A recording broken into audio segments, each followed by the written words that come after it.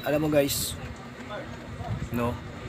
Kung ikaw ay may crush na tao, o yung taong type mo, tapos nakikita mo siyang nagmamaneho ng masakyan, no? So napakasarap sa feeling. Lalong-lalo na siguro kung yung crush mo nagmamaneho ng masakyan, tapos kasama ka sa loob ng sasakyan niya.